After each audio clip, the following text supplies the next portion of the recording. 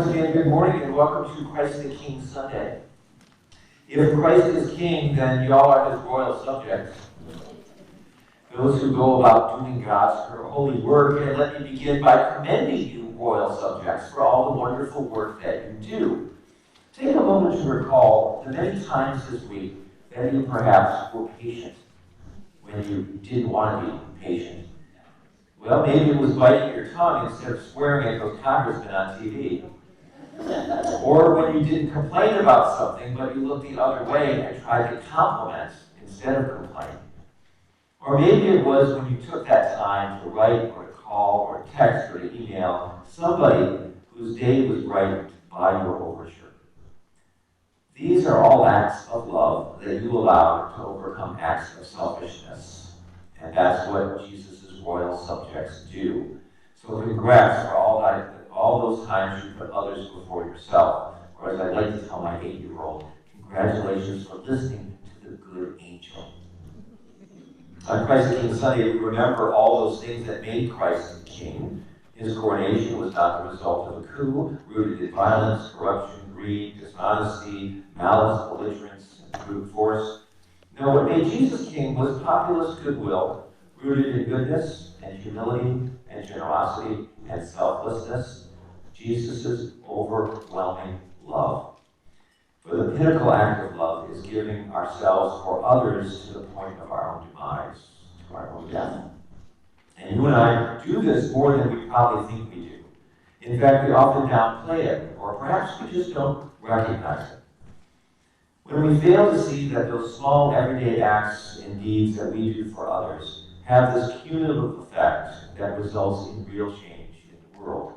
Indeed, that's the only way positive change does happen in the world. And that's the point of this morning's sermon, is to be mindful of those small everyday acts that you are doing, being encouraged and being confident in their importance, encouraged in their efficacy, and ultimately joyful because you are doing well your job of reflecting the King's light. Only two ways to bring light into the world. One is to have it come from you, and the other is to reflect that. And that's what Christ's subjects do, is reflect the light. Well, let's talk a little bit about a girl named Latoya. Let's talk about the good, safe, and connected home that she's raised in, that might be or may not have been your home. Those around Latoya have purposely made it a home that's physically and psychologically safe so that she is at ease as she grows up. Researchers will tell us that her brain, then, is more playful and more creative. In her day-to-day life, she endures less negative stress, and this leads to lower cortisol levels, less inflammation, which puts her at reduced risks of developing diseases as she grows. And even when illnesses do arrive, she will cope better. And the positive effects of a good social environment, good social connections, it doesn't stop with one child, because Latoya's good health and disposition is contagious to those around her. As Latoya feels a sense of warmth, like she's valued and like she's liked, she is more willing to speak up and to engage in school, in friendships, in her neighborhood, in her community. Researchers say she'll have more of an inclination to look out for others and to trust that they will look out for her. This secure child will become a secure woman who gives back the support and the trust that she was given. She'll help others feel safe, not just at home, but in her workplace and in her community. And what that means is that every good and little thing that you did this week to help cultivate the kind of environment to enfold the people around you is God's work of healing the world. Let's talk about a man named Peter Foster. He was a Royal Air Force pilot in World War II. And like many RAF pilots, he was plucked from among Britain's elite.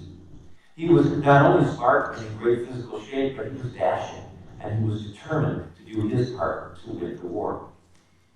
And like many RAF pilots, he was injured in battle. Foster, like many others, suffered severe burns to his chest and to his face when his plane was struck by enemy fire, which had destroyed his landing gear, and he was forced to crash his plane. When he got back to his base, doctors were able to save Foster's life, but he went through 8 different surgeries on his face, which had essentially become one huge scar. And as his release date from the hospital approached, Foster wrote about his dilemma. And here's some of the words that he wrote. "The mirror," he said, "is the key. For months you used the mirror as an objective measuring device to gauge the progress that your surgeons are making. You study the scar tissue. You study the odd wrinkling of the skin, the thickness of the lips, the shape of the nose. You ask for certain adjustments, and the doctors decide whether your request is reasonable or not. Near the date of your hospital release, your view of the mirror changes drastically. Now, as you gaze at the reflection of a new face, not the one you were born with, but a far inferior imitation, you begin to see yourself as strangers will see you. In the hospital, you've been a hero. On the outside, you'll be a freak. Fear creeps in. Will any woman dare marry that face? Will anyone give it a job? As you prepare to enter the world with your new face, only one thing matters. Only one thing will matter. And that is how your family and intimate friends will respond to your new face. The surgeon's skill in remaking the face counts for little. What matters is how family members react to the news that the surgeons have done all they can. At that critical moment, do you sense a flicker of awkward hesitation or the assurance that they love and accept you regardless? For Peter Foster and his cohort of disfigured airmen, psychologists decided to follow their progress as they reintegrated into society. Some had girlfriends or wives who simply could not accept the new faces, and they quietly stole away or filed for divorce. These airmen tend to stay inside the house, never get to know their neighbors or the neighborhood. And the only time they did go out was at night. And the only kind of work they looked for was work that could be done in the home. By contrast, those whose wives and whose families stuck with them went on to successful careers and leadership positions for the most part. After all, they were part of England's elites. Peter Foster was one of those in the second category. He was a lucky one. His girlfriend assured him that nothing had changed except a few millimeters of thickness of skin. She loved him, not his face. The two got married shortly after he left the hospital, and he went on to a successful career in business. And he said this of his wife: "She became my mirror. She gave me a new image of myself. Even now, regardless of how I feel, when I look at her, she gives me a warm, loving smile that tells me I'm okay." Friends, you and I know that a person forms a self-image based not simply on what the mirror tells us, but much more on what kind of image other people mirror back. And we go into detail about this because you are surrounded both here at church and in your lives outside the church with people who are looking to you as their mirror. Your reaction, your encouragement, your criticism, your praise or disapproval very often have an outsized effect on those with whom we share the journey. So I ask you this question: how can you be a good mirror this week? How can you be a good mirror this week? Thursday is Thanksgiving Day, the day Johnny Carson once described as that holiday when people travel thousands of miles to be with people they only see once a year, only to discover that that's way too often. What's this holiday going to bring for you? Is it going to be a day of celebration, a day of sadness, a day of reminiscing, a day of mourning?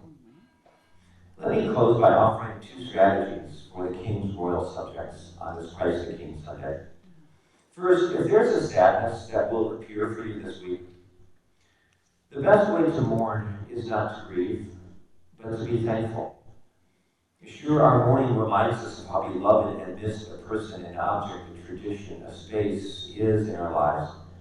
But the subject of our mourning would probably not want us to be down, but to look up and to be satisfied, to be thankful for what was shared and enjoyed. This week, how might we spend less time veering towards grief and more time veering towards gratitude?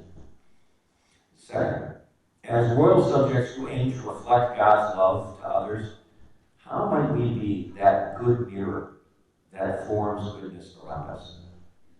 We know that a person forms a self-image based on what kind of image other people mirror back. How are we going to be God's mirror this week, showing approval and encouragement and not criticism and judgment? As God's royal subjects who go out spreading the good news of our King, how will that take form in our week ahead?